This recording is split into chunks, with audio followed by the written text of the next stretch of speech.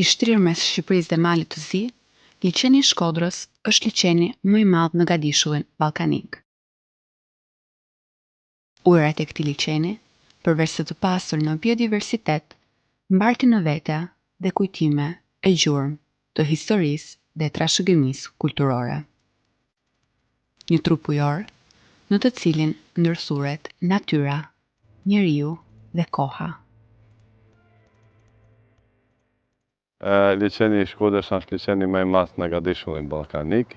I takon liçeneve të cilat janë formuar në aspektin e tektoniko-karstikeve, ka një sipërfaqe të madhe, e cila ndryshon gjatë periudhave të stinës, varet prej rreshjeve atmosferike, qiellës stinave të vitit. Mallësia e këtij liçenet është prej diku 370 km2 deri në 540 km2. U takon liçeneve të cilat e kanë specifikat e veta në aspektin edhe botës bimore ashtu edhe shtazore. Është kriptodepresion që do të thotë se niveli i liçenit ndodhet mbi nivelin e detit, ndërsa fundi i liçenit ndodhet nën nivelin e detit. I takon 2 shteteve, ose shtrihet në 2 shteteve, 1/3 i takon Republikës të Shqipërisë dhe 2/3 i takon Malit të Zi. Është i pasur në aspektin e specieve dhe llojeve si bimore ashtu edhe shtazore, me vetit e veta. Temperaturat e liçenit janë diku prej 0 gradë Celsius deri në 20 gradë Celsius, prapë varet prej muajve të vitit, dhjetorit dhe gushtit. Thellësia e tij varon varësisht prej periudhave të ndryshme, ajo mund të jetë diku maksimumi deri në 45 metra thellësi. Ata çka kisha më cek për liçenin e Shkodrës është se në vitin 1982 është shpallur park kombëtar në Mal të Zi dhe është në mbrojtjen me ligj.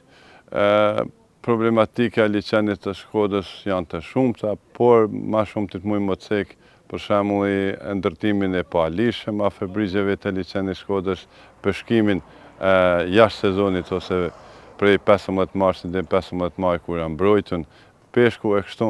Për formimin ose krijimin e liçenit të Shkodrës ekzistojnë 2 hipoteza ose teori. Me njerën mendohet se liçeni i Shkodrës është kanë një pjesë e detit, ma pashëm, ndërsa me dytën tezë ose teori, cilin e mbështesin dhe shumë shkencatarë dhe gjeograf, mendohet se është e formuar për një moçalit, por me rritjen e rreshjeve atmosferike si dhe shkrirjen e borës dhe prurjen e disa lumeve, kemi këtë hapësirë kaq të madhe. Liçenin e Shkodrës e furnizojnë lumejt të cilët ndodhen edhe në Mal të Zi, siç është Moraça, e cila furnizon një 62%, si dhe drimi në Shqipëri. Prej liçenit të Shkodrës buron lumi buana, i cili është lumi kufitar dhe fushor.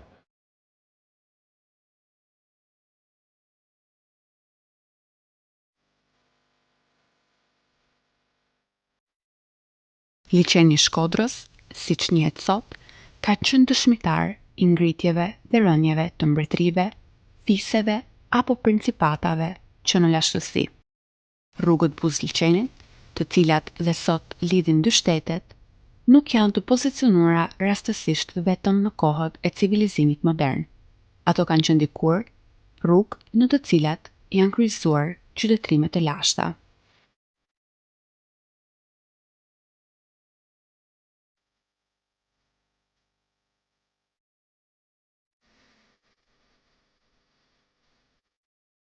E dëshmitë e kësaj lashtësie nuk qëndrojnë vetëm si gojdhëna apo mite.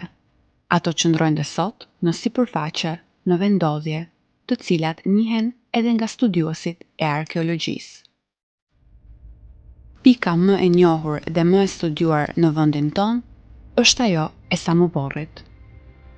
Ndonse të fshehura mes pemëve, rrënojat e fortifikimit të Samoborrit i kanë rezistuar kohës dhe qëndrojnë akoma për të dëshmuar se këtu, dikur, ka jetuar dikush. Ndodhemi pranë hyrjes të fortifikimit të lira, vendbanimit të lirë i quajtur Samobor, që është pranë liçenit të Shkodrës, dhe në këtë pozicion është muri mbrojtës krejt të porta hyrëse. Dhe normal të porta hyrëse gjithmonë janë muret më të fuqishme dhe më të forta, sepse kanë pas edhe rolin mbrojtës aty më të rëndësishëm. Kështu që këtu jena të një trakt murit i cili është trujt për fat mirë në këtë nalëci, i cili është edhe i dukshëm edhe të fotografit e cilat janë bërë prej arkeologëve Prashnikër Shober në fillim të shekullit 20. Kështu që ky mur ka meti i ruajtur si në atë fotografi dhe sot domethënë i pa prekun. Kështu që këtu i ka rreth 2 metra sa nalëci dhe mund të imagjinojmë se ky mur ka qenë edhe i hireq, kështu që mund të ketë shkuar edhe 4 deri në 5 metra nalëci. Kështu që kjo tregon se teknika murimit dhe të Ilirit në atë periudhë, domethënë bëhet fjalë për shekullin 2-3 para Krishtit, kanë nivel shumë të zhvilluar.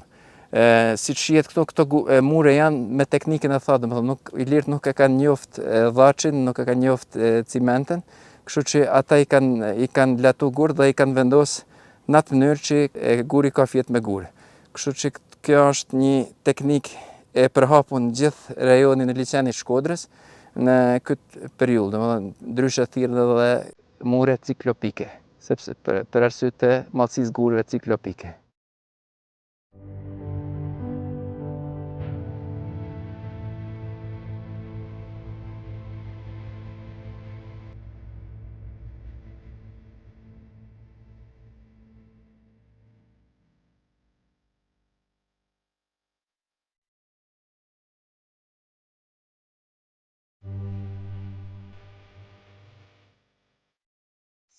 Dollemi në majet e fortifikimit të Samoborit. Siç e shihni edhe vetë, është një panoramë e gjanë, komplet dominon liçenin e Shkodrës. Ka keni lidhur përmes liçenit Shkodrës edhe me vendbanime të tjera, sidomos me kryeqytetin e Labeatëve, ose kryeqytetin e shtetit të Ilir, Shkodrën. Kështu që ka pas një pozicion shumë të rëndësishëm, sidomos në brenda shtetit të Ilir. Prej këtu mundet me pa edhe vendbanime të tjera ilire, siç ka kanë një vendbanim i fortifikuar afër Mataguzhit, Gostilit, pranë liçenit Shkodrës, domethënë pjesën e poshtme të Zetës, dhe me fortifikimin tjetër Oblunin kanë komunikuar domethënë në mënyrë vizive. Po ashtu në pjesën tjetër të liçeni Hotit është edhe një fortifikim tjetër i ngjashëm me këtë kodra Moksetit. Kështu që komplet kjo zona e liçenit Shkodrës ka qenë mbrojtur me fortifikime të vogla, të cilat njëkohësisht kanë mbrojtur edhe kryeqytetin e vet Shkodrën, apo siç është thirrë në atë kohë Shkodra. Kurse liçeni i Shkodrës në atë periudhë është thirrë Lacus Labeatis, apo me përkthyer nga latinishtja, domethënë liçeni i Labeatëve. Kjo tregon se fisi që ka jetuar këtu ka qenë Labeatë dhe kanë dominuar komplet liçenin dhe zonën përreth liçenit Shkodrës. Çka është tjetër mirë të theksohet është se ky qytet i fortifikuar bjen nën pushtimin romak në vitin 168, kur edhe Shkodra dorëzohet romakëve dhe nuk ka gjurmë të jetesës në këtë vendbanim bas periullës ilire, domethënë bas që pushtohet për romakëve nuk jetohet më këtu. Kjo bën me dije se romakët një farë mënyrët ose janë revanshu ilirëve që kanë luftu kundër tyne, ose popullsia ilire nuk është ndije më e sigurt me jetu këtu në këtë rrugë kryesore dhe janë tërheq më në thellësi të maleve. Nuk ka gjurmë se ka në periulla tjera pasuese, kështu që kjo është një farë mënyrë, një thesar i mbrojtun. Kush do me studiu periullën ilire, sidomos këtë periullën e shekullit 4-2 para Krishtit. Çka është mirë theksohet poshtë është edhe ura e Nizamit, i cili shihet në fotografitë e hulumtuesve të parë që kanë ardhur këtu, Prashnikër Shober. Ka qenë një urë drunit e cila ka lidhur këtë pjesë me pjesën tjetër të Narhelmit, ku është bërë kalimi i lehtë i karavanëve dhe ushtrisë në atë periudhë. Për fat keq sot nuk ruhen gjurmët shumë mirë, por ruhen 2 kambet e urës, domethënë fillimit dhe fundit. Dhe është mirë të valorizohet si pikë turistike, po ashtu edhe si monument kulture. Po ashtu edhe kjo Samobori është mirë që të shpallet si monument kulture dhe të mbrohet me ligj, sepse jemi dëshmitar që dita ditës po shkatërrohet nga personat pa përgjeshëm dhe personat cilit vinë me metal kërkuesve ose këtyne që kërkojnë thesare dhe po e shkatërrojnë sipërfaqen dhe komplet lokalitetin.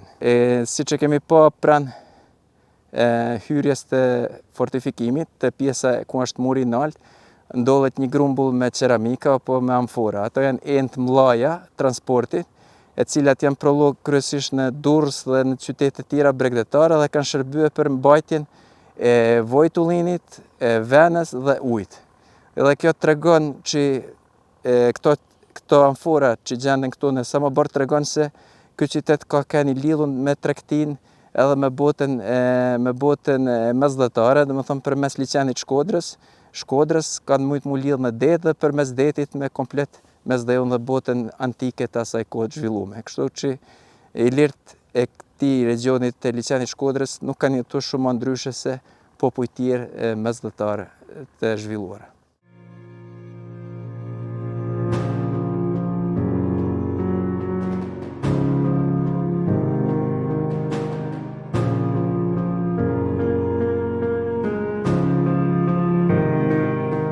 Jo shumë larg Samoborit, një tjetër dëshmi e kohës qëndron në formën e një varri i lirë, nga ku në horizont duken dhe rrugët të cilat janë shkelur ndër shekuj. Dolemi në majën e Ploçës, majën e Gjytezës në Ploç. Është një kodrinë e vogël që ndodhet mes fshatit Ploç, Vuksanlekaj dhe Narhelm. Përndryshe ku ndodhem tash është një tum i lire, i tum gjigande i lire, një ndër më të mëdha që ndodhen në territorin e Malësisë. Këta janë varret periudhës bronzit të hekurit, cilët janë rit varrimit të popullata i lire dhe sa më i rëndësishëm ka qenë, edhe tuma ka qenë më e madhe. Kështu që është një kult shumë i njohur në gjithë Ballkanin perëndimor. Pse është i vendosur këtu? Sepse është një pikë strategjike, ka një fushpamje shumë të gjanë. Prej kësaj pikë mund shihen edhe fortifikime të tjera ilire, të cilat në atë kohë ka qenë domosdoshme me komuniku me njëri tjetrin, sepse ashtu kanë sinjalizuar edhe kur janë kërcënuar prej rrezikut. Kështu që prej kësaj pikë mund shohim fare thjesht Samoborin, i cili ndodhet mbas shpinët, i cili është një vendbanim i periudhës antike. Dhe gjithashtu shihen edhe vendbanime tjera ilire që janë përgjatë liçenit Shkodrës, siç kanë qenë Gostili, afër Mataguzhit dhe Obluni në krejt në skajnë tjetër të liçenit Shkodrës. Ka një mur rrëthimit parafërsisht të madh, i cili për fat të keq muri i periudhës prehistorike, mund ta quajmë periudha bronz hekur, është shkatruar gjatë luftrave të ngringritjes 1911, i cili është ripozicionuar dhe është gurt janë rivendosur për të kriju pozicione të tjera mbrojtëse dhe pastaj është dëmtuar shumë rënd në periudhën e viteve fund shekullit 20, domethënë 1999, kur ushtria jugoslave ka këta gur dhe i ka marrë dhe ka bë pozicione të reja luftarake dhe kanë qenë handeqe ushtarake. Kështu që ky është më tepër si një fortifikim se sa vendbanim, sepse nuk ka shumë material arkeologjik në sipërfaqe dhe kjo mund të na çojë në të mendimin që fshatnat ose banorët kanë jetuar afër liçenit Shkodrës, ku ka pas kushtet më të mira për jetesë dhe ka pas ushqimin më afër. Dhe në rast të rrezikut ata janë më herë si ashllon në atë kohë sinjali i rrezikut, ata janë tërheq më herë në kodra dhe kështu kanë bashkë me baktin dhe njerëzit, kështu kanë mbrojt edhe pasunin, por edhe kanë bërë rezistencë më mirë kundrejt ndonjë sulmit pa pritur. Këto domethënë është sa i përket Ploçës, por fshati Ploç poshtë ka një rrënoj të kishës paleokristiane. Çka do të thonë paleokristiane, janë kishat e para të ndërtuara në periudhën e hershme të kristianizmit, sidomos në periudhën kur kristianizmi bëhet fe zyrtare mas shekullit 4, në këtë zonën tonë, domethënë shekullin 5-6, në këtë pjesë të Ballkanit, fillojnë edhe ndërtojnë kishat e para, kështu që sipas stilit aty në mbetjeve që janë gjetur aty, i përkasin dikur shekullit 6, domethënë, është koha e perandorit Justinian, dhe dihet se në atë kohë është bë rindërtimi i perandorisë dhe kjo zonë futet në sferën bizantine dhe edhe kristianizmi hapet shumë ma tepër të popullata e lire, cila deri në atë kohë ka qenë kryesisht pagane.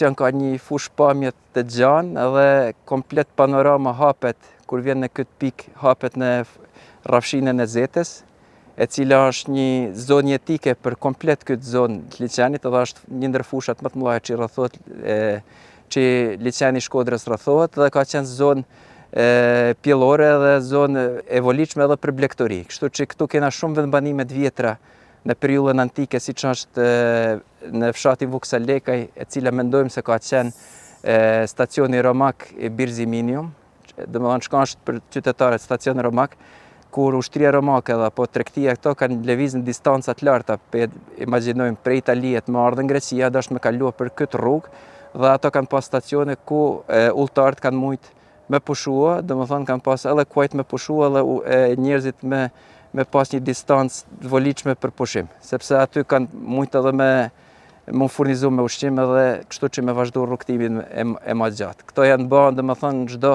10 kilometra apo 20 kanë pas nga një stacion. Dhe aty në fshatin Vuksalekaj, në drejtim fshatit Rogath, janë 5 gurë miljor, e cilat tregojnë saktësisht se ku ka kaluar, domethënë, rruga romake. Simas hulumtimin tem që kam bërë në një artikull, rruga ka kaluar nëpër qafë të Ungrit këtu dhe ka kaluar përmes fshatit Vuksalekaj, nëpër Tuzin e sotëm, dhe ka dalë te pika ku është lumi Cem te fshati Rogath, domethënë aty ka qenë një urë kalim, gjurmë të urës, të cilat shihen edhe sot në shtratin e lumit. Domethënë edhe pastaj rruga ka vazhduar një dek për qytetin Dukla dhe magjistrala ka vazhduar në drejtim të Nikshicit dhe drejtim të Dalmacisë në qytetin Narona dhe pastaj për Aquileia të Italisë.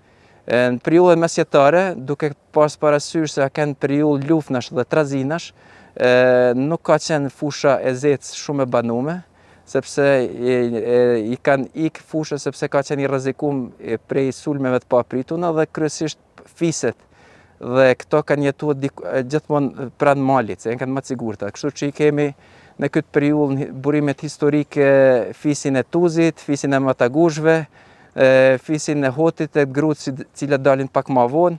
Kështu që ata kanë jetuar kryesisht ose në fushë pranë malit ose në mal krejt mren. Kështu që edhe atër, domethënë, i kanë përdorur këto rrugë të vjetra antike dhe kryesisht kjo fusha e Zetës është përdorur më shumë për blegtori se sa për bujqësi.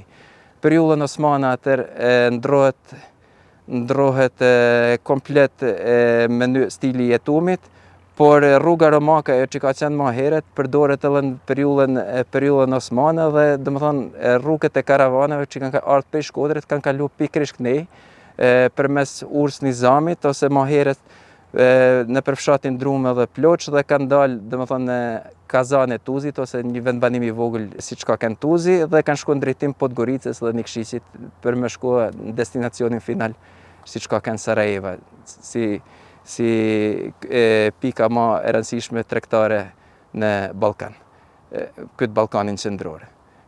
Mas luftës dytë botnore, kur vjen kufit në këtë pjesë, për arsye se komplet tregtia që është bërë në jug me Shqipërinë dhe pjesë tjera të Ballkanit, dryhet dhe kjo zonë atëherë edhe bjen ekonomikisht, dhe kështu që meci e izolume kjo pjesë e malit zi ose kjo pjesë ku jetojnë shqiptarët, izolume mes njëri tjetrit, po dhe izolume në aspektin ekonomik.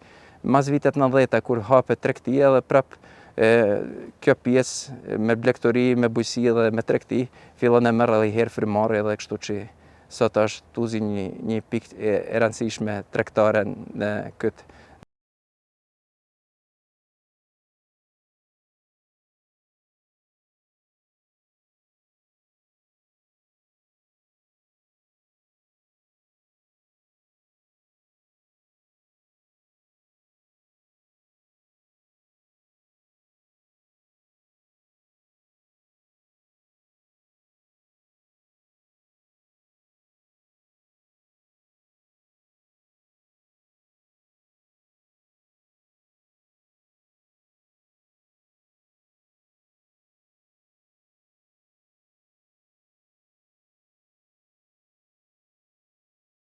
Të smalësisë viti 1911, ky pozicion është marrë prej kryengritësve dhe kurse pozicioni mas shpinës, siç thirret këtu Maja nar Helmit ose Maja Helmit, ka keni vendosur tabori i ushtrisë osmane ose turke dhe aty nelt është një fortifikim i madh i cili është me disa mure rrëthimi dhe ka pas edhe cisternën dhe kasarnën e vet. Kështu që aty ja kanë si fortifikimi kryesor në këto fortifikimet rreth liçenit Shkodrës dhe ka zonë edhe vet pika strategjike që kanë pas, a kanë i pozicionuar aty.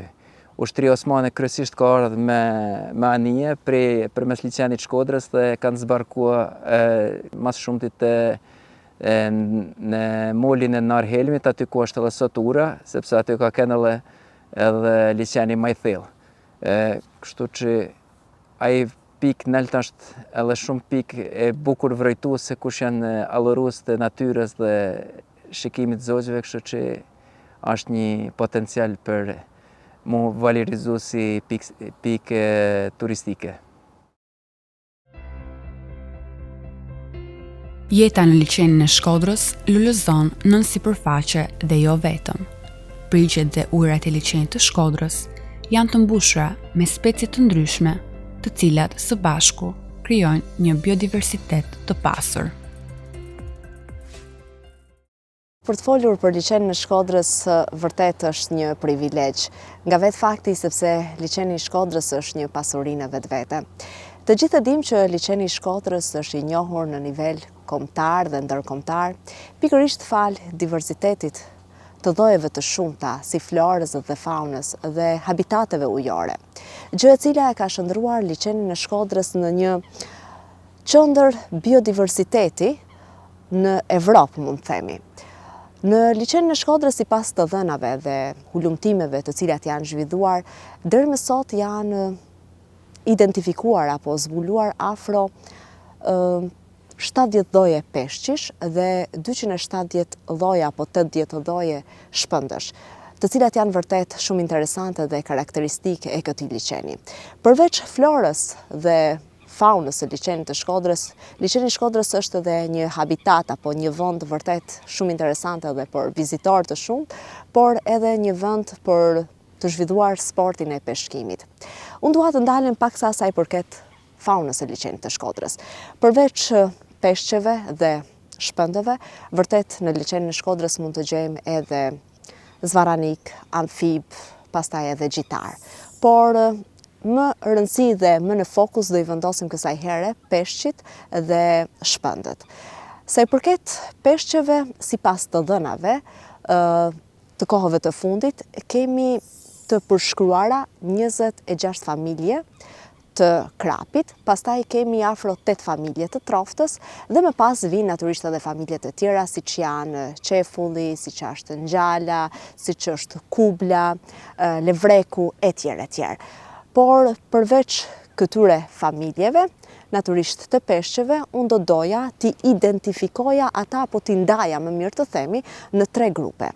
T'i ndaj në 3 grupe dhe të kuptojmë që në liçenin e Shkodrës kemi peshq autokton.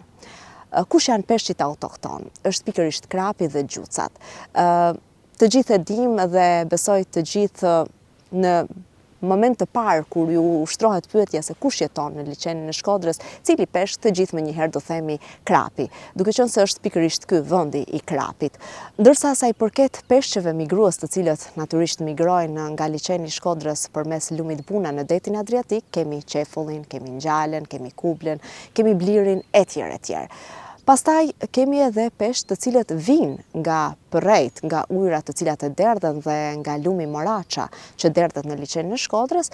Të gjithë e dimë që vjen trofta dhe ngjala, që është vërtet shumë interesante dhe pjesa e migrimit të ngjalës nga ujërat e ëmbla në ujërat të kripura e kështu me radhë. Pra, dalojmë qarta si 3 grupe peshqish të cilët jetojnë pikërisht në liçenin e Shkodrës apo kalojnë një kohë të caktuar jete në këtë liçe, duke mos lënë me njanë pra grupin e tretë që janë peshqit e introduktuar. Çfarë janë peshqit e introduktuar? Çfarë nënkuptojmë me këtë?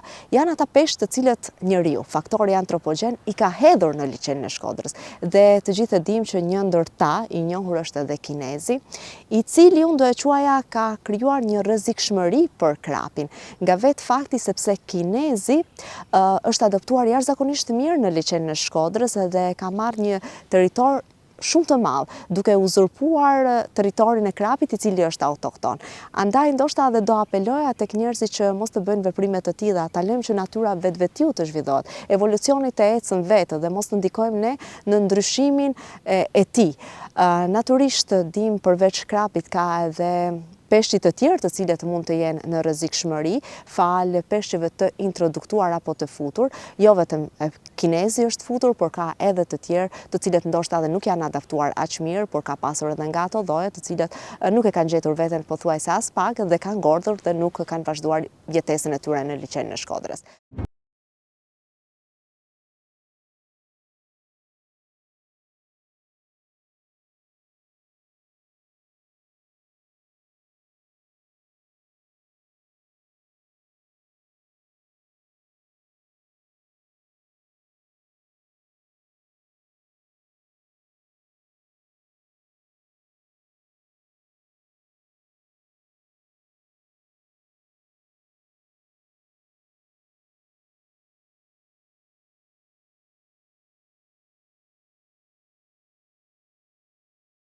Përmenda dhe më përpara, ne do flasim edhe sa i përket shpendëve. Përse për shpendët, nga vetë fakti sepse liçeni i Shkodrës njihet përmes perlës së tij që është edhe pelikani kaçurrel.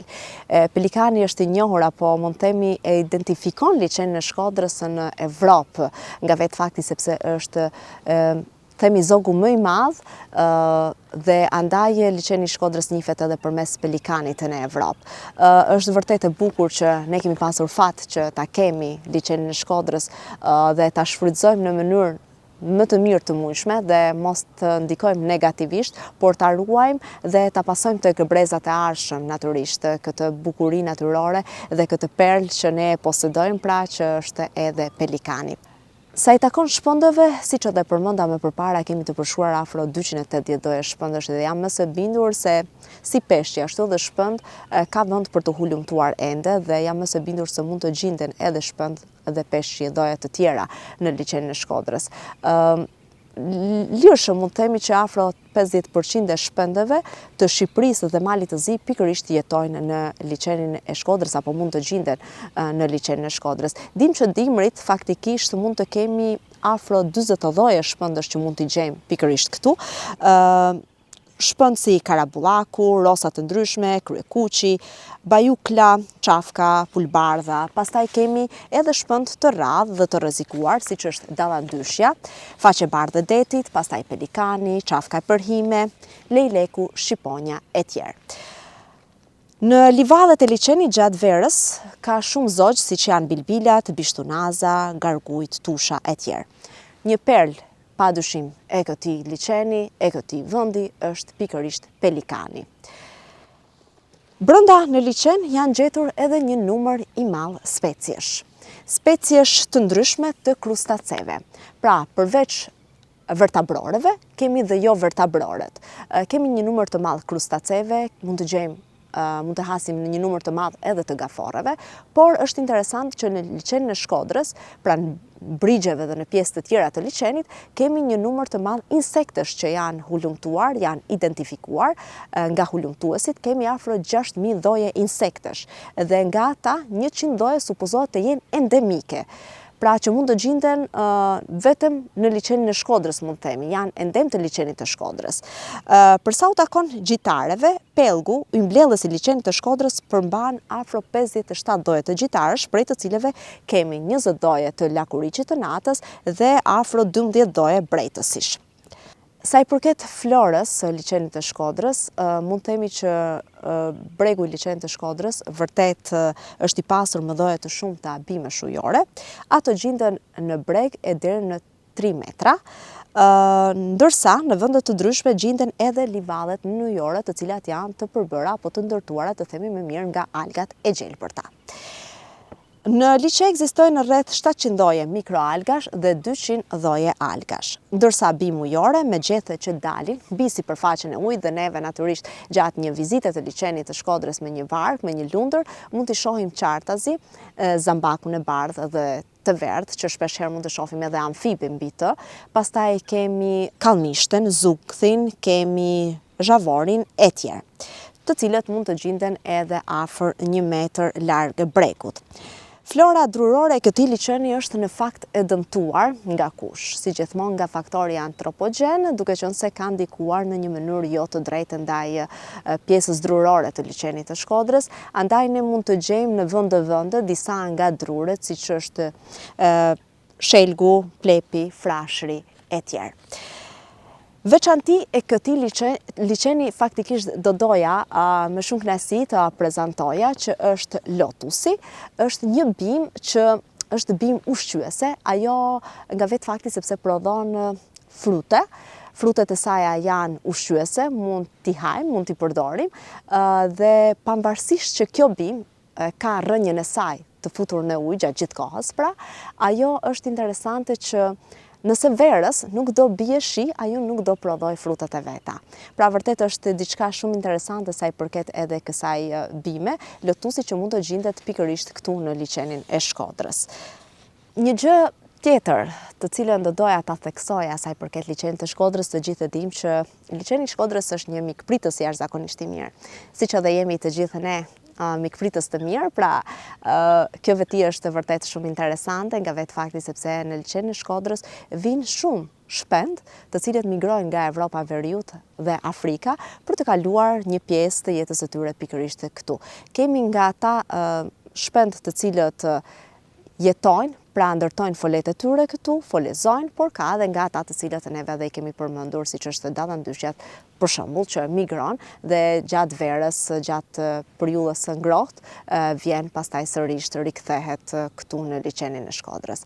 Unë gjithsesi do shfrytëzoja rastin edhe të apeloja që natyrisht të kujdesemi për liçenin e Shkodrës, si nga ana e peshkimit, pra ti përmbahemi rregullores, ti përbahemi ligjit, ekziston periudha kur është ndaluar peshkimi, pra ta praktikojmë këtë gjë, të jemi të drejtë në këtë aspekt, të sjellim drejtësisht ndaj natyrës, sepse në të kundërtën edhe ajo do na e kthej po me të njëjtën monell. Pra, gjithmonë duhet të kemi parasysh që edhe natyra mund të lëndohet dhe mund të reagojë në një mënyrë të ashpër kundrejt nesh. Ashtu që apeloj sërish që ta ruajmë, ta mirëmbajmë, të kujdesemi që këtë liçe, këtë pasuri që ne posedojmë dhe jemi me fat dhe jam mëse bindur se shumë do dëshironin ta kishin, të ishte në komunën e tyre, ta kishin afër shtëpiave të tyre dhe natyrisht ta kishin këtë pamje të mrekullueshme që është pasmeje dhe këtë pamje që patët mundësi edhe ju t'i shikoni, të kenë mundësi t'i shohin çdo ditë gjë të cilën ne kemi mundësi ta shohim. Dhe pse jo, ta pasojmë brez pas brezi, t'ju ruajmë fëmijëve tanë, brezave të cilët do vinë pas nesh.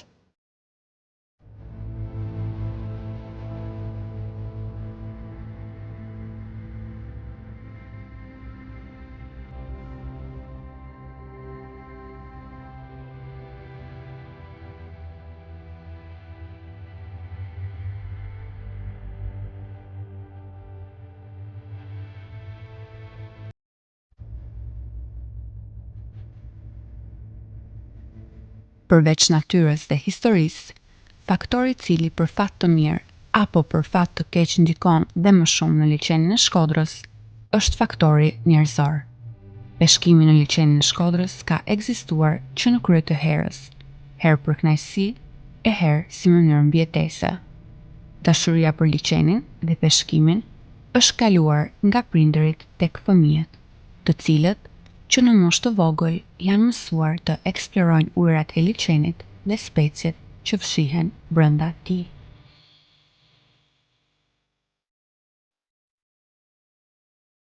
Pra, për të parën e jetë, që kam hinë lice, nuk mundi mu kujto se kohë e gjatë. Ajo është kështu me fol, taman janë 50 vjetë sigurisht. Pra e kohë e gjatë e s'mund kujtojmë taman, por si fillimi mune mu kujtojtë, si 12 vjeçar, 14 vjeçar, ata mune mu kujtojtë se sa do kudo fëmija pan me pak ma shumë. Si fillim, ma duk gja shumë interesant, se si zehet peshku, çka gjëtia, si do të më munua, si do të me marrë mrapan, me çfarë mënyre të zehet, në çfarë kohë të zehet. Tanë atë ka peshkimi i ka të vetat. Më tha, ja, peshkimi është punë si çdo punë tjetër, por veç se thonë peshkim. Ashtu që si fëmijë, shkollë fillore, me baben, derishim, ma shumë të në atë kohë, kom pas qef me gjojmë elektrik natën, me dritë. Aja kënë gjojë interesante. Kurse me këto nica, me këto mreshe që thomë në nica, këto është ma punë e stabilizume, thonë, është punë që duhet para natët me shku me i hapë, rjetat, në natë herët duhet më uqua me shku me i bashkua, me parë shka ke zanë, pe aty e të delshim në tus ose në Podgoricë me shqit peshkun. Pra a punë, por uja kënë shkollën nuk kem marrë shumë me atë punë. Po stash pra ku pasit në brame, me elektrik, me drita, ka i orë, 2 orë në varit, her ka peshke, her s'ka peshke, nuk ka thamë se shkon gjoje ke me zanë peshke. Nuk thënë, her ka, her nuk ka, her ma shumë, her ma pak, ka pa natë që s'kem zanë asni, po ka pa natë bele 20-30 kokra, varit pra nata pe natët, edhe periulla kohës kur ashte, ta natë e ka të vetën. Po licen Shkodrës ka peshk, mas shumë të ka krap, po periulla e gjojes mas bukit as 7 orë, 8 orë, edhe nanori, dhe më dhe deri sa ka ftoftit. Me gjithë se ftoft për ma peshtin e vetë nuk ka, kësajt nanoren, letoren, janarja ken, zhari 2 gisht, 3 gisht akull, që s'ke mujnë me hi me gjuaj, po ta shta zbut kohan përgjithsin, në ta në botë edhe këtu ka ndikoje punë, por prapë se prapë atë 3 muaj janë më të bukura se asë nuk është zet, asë nuk është ftoft. Edhe peshku qarkullone, rrugone, ka e kohën e vetë. Me tash me kaluan pranvera është janë 2 muaj ditë është peshku i mëllon, do të është e prome, ashtu që pranverën nuk e gjojmë krejt pak, atër fillon sezona e perime, e kalojmë verën, atër ashtu me rrallë, si kur shka vjenë. Zonat nuk kem kur gjatë da me liceni, është i krejt venaze që jeton Malzi, përveç e kem da me licenin në kufi, mundi me pa ato fuqia, shenjat janë pikat ku është liceni i dam, kurse na gjëtar dëshe vetit merë në veshën, që më thonë, në mënyrë e letë, qyre kjo shaj këtu, këtë fillon dikush ka hapnice, qyre këtu bidoni, aty që atër ose largohemi 100 metra ma poshtë, o 200 metra ma nalte, më varet se si ku do me i hap, ose për shembull ai më thotë i kom qitë në grykt mallë, ai kom qitë në luk thellë, ai kom qitë në grop pragu, tha. A pak e interesant se peshin një licenin, por çdo pjesë e ka emnin e vetë. Besoni që çdo 100 metra, 200 metra është tjetër emën, edhe ata në të një dim, për shembull, me të se kuj ka qitë ai sot, kuj vetë, bus ti, larg ti, do thënë, çdo pjesë në lice e ka emnin e vetë. Tu ja fillo prej të kroni ku hime, tu kjo të thonë vija e madhe, këtu nisë balë, kjo nuk kanë lice e madhe, por lice një ma thati edhe 5-6 km ma poshtë, po këtu fillon sa do ku do i fje liceni hapun. Këtu i thomë gryke e madhe, atë liceni hotit i këta ketja ta merret lugu i thellë, kësaj shkojmë këtu ka grope pragu, bishti skjepit, koracica, tanë ato i kanë emnat e veta, pra tanë e dim se kush ku, për shembull me baçi më prishet më motori ose me spa benzinë, diçka me thiri shok, vetëm i kazoj jam në grop pragut e se jam në bish skjepit, a e din ku jam. Si ditën si natën, nuk ka nevojë me i kazua, a e din se ku jam, 99% e din se ku jam. me nica ka leje, merët leja, 400 evra në vjetë, për 10 muaj, se 2 muaj është e pruame, por për 10 muaj është 400 evra, e për me ruaj liceni ruajt shumë keq. Me gjithë se kjo ka një bazen jashtë zakonisht, një bazen i madh i peshkut. A dnua peshku, a dnua ball, gjyqtarë janë ba për ditë ma shumë, mënyra se si e gjuajnë kanë tërnua 100% me ato që kanë pa filluar tash 40 vjetë. Ashtu që në vetë se me përmisua, vesh se prishim për ditë ma fort. Po janë 2-3 lloj peshësh që janë kanë ma parë, e tash 20 vjetë ose 30 vjetë si kun pa me synë të ballit. Ato janë, për shembull, keçiki, kanë thënë, nuk mundi me folë kur e kun pa të mërëm në herë, po si fëmijë kun pa. Edhe këto shojza, këto flutërës që janë, edhe ato ka pas, ka 3-4 kilesh, tash 20-30 vjetë ato nuk ka ma licen Shkodrës. Pra, tash ka ndikuar, nuk di, po thonë se këta da i lanë atë në Shkodrë që janë, ndikojnë bollë, se nuk e lanë me radhë për idetit, po, dhe me thonë, nuk ka ma, e tash arsyeja pse nuk di. Tash, pas tërtia, na s'pun me kontrollua, na që jemi analitu, për arsye se tash ka nisi fije populli për qase ma shumë, për dite ma shumë, dalin në noj vikenda, noj orë me kalu, diku në buzë licenit, vinë, bajnë noj piknik dvogel, po beturinat i lanë fort mrapan edhe zdi se e mund të reja aty kur hime të kroni, aty i kem 2-3 sa kontenera që janë për beturina, por pak kush me recet në to, ato të dirën ka 2 herë në javë vine i marrin, ta në të rregullume, po njerëzit janë pak interesant, sot e edhe s'ko më ardhë ma sot 2 muaj, po të edhe sot e pas të edhe njëse tjetëri, me rrallë e ashtu, edhe u kishë pa qime pa i pje pas të tia, me pa do turista për shemë kësat ka levizina, që të si janë liceni, dita sot, me dalë, me shetit, mu knaq, as si turistën këtë vend nuk bjenë. Nuk vjen. E pse nuk vjen? Dipendo angazhime, dipendo përmirësime të vendit, dipendo kushtet, se edhe ai kur vjen don me pa, ai kam për aty bila don rrymena, don ujit e spimit ta, don diçka me ken. Kujdesi, pastërtia, ato janë numër 1 të vetit. Atë këto tjera, si kush ka edhe ndjenja, dërgjegje, por mirë kime ken ata që vinë, të vinë, gjithsa do të vinë. Vend ka për të tanë. Veç ato mbeturina, ato të pastrojnë ato që i kanë ba ata, s'ka nevojnë pastrojnë tjetër kujna. Ato që i kanë ba ata të ti pastrojnë. Tjetër kush, pas tyne e ashtu. Po, mos të tash të lanë si e kanë gjithë, se ble kanë gjithë keq. Po, të përmisojnë, dhe thënë, të të mundot me ba diçka nëse ja dëshën mirë ti vetit, ose të ketë kjo vetë i fje perspektiv, të jetë i fje përparim. Nga bisedat me peshkatarët mësojmë që, sipas tyre, peshku i cili kapet në brigjet e liçenit të Shkodrës në vendin ton, dallon për nga cilësia. E kjo ndoshta nuk është rastësi, pasi zona e liçenit të Shkodrës në malësi njihet të ketë disa burime në ujore, të cilat ndikojnë në cilësinë e peshkut. Në liçenin e Shkodrës kemi edhe shumë burime nënujore, të cilat furnizohen prej ujrave nën-toksor, të cilat ndikojnë në cilësinë e ujit, sille në ndryshimin ose ndikimin në botën bimore dhe shtazore në liçenin e Shkodrës.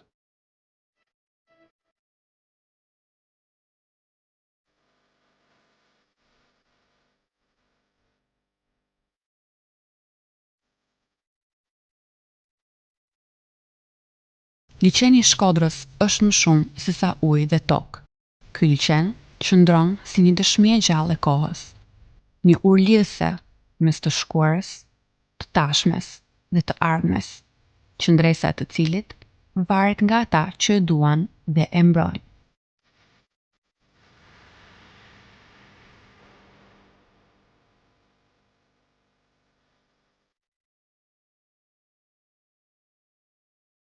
Historia e liçenit të Shkodrës do vazhdoj të shkruhet nga koha dhe nga ata që e quajnë shtëpi.